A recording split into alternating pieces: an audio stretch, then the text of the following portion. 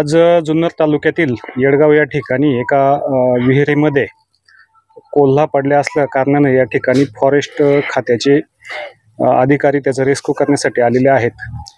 तर आपल्यासोबत हे अधिकारी आहेत आणि ज्यांच्या विहिरीमध्ये तो कोल्हा पडला होता ते शेतकरी सुद्धा या ठिकाणी आहेत। तर नेमकं काय झालं होतं आपण त्यांच्याकडनं जाणून घेऊयात।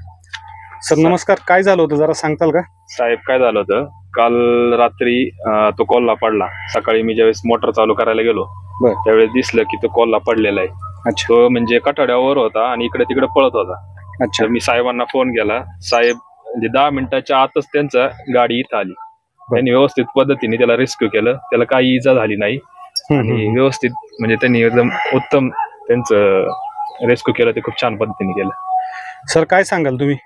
आता आपण जी विहीर बघितली होती त्याच्यात पाणी वगैरे होतं आणि त्याला बसण्यासाठी थोडी जागा होती। आपण त्याला व्यवस्थितपणे रेस्क्यू केले।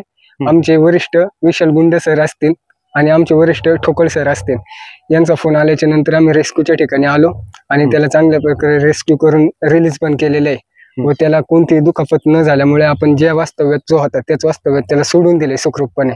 असे कोणतेही रेस्क्यूचे कॉल आले ते 1926 हा फॉरेस्ट डिपार्टमेंटचा। आपल्या फॉरेस्ट डिपार्टमेंटला कोणताही वन्यजीव जर कुठे काही जखमी झाला असेल तर तुम्ही फॉरेस्टला कळू शकता। आपण त्याला चांगल्या प्रकारे हॉस्पिटल, जखमी असेल तर हॉस्पिटल करू शकतो आणि जर चांगल्या व्यवस्थित असेल तर ज्या ठिकाणी पकडलं त्या ठिकाणी आपण त्याला कोल्हा वगैरे कोणताही वन्यजीव छोटा असू द्या त्याला आपण तिथे। कशामुळे पडला असावा काय अंदाज आपला?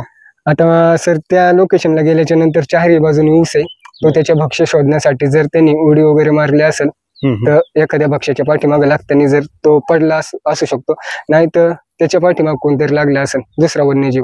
अन्न सकाळी एकमेकावरती अवलंबून आहे, प्रत्येकाचा जीव प्यारा असल्यामुळे वाचवण्यासाठी कदाचित तो त्याच्यामध्ये फसला गेला, पण आपण त्याला सुखरूपपणे रेस्क्यू करून रिलीज केलेले। धन्यवाद। तर मित्रांनो, फॉरेस्ट डिपार्टमेंटच्या ह्या ऑफिसर लोकांनी अतिशय छानपणे त्या कोल्ह्याला जीवनदान दिलेलं आहे। त्याबद्दल ह्या शेतकऱ्याच्या वतीने तसेच आमच्या चॅनलच्या वतीने तुम्हाला खूप खूप धन्यवाद। धन्यवाद। धन्यवाद।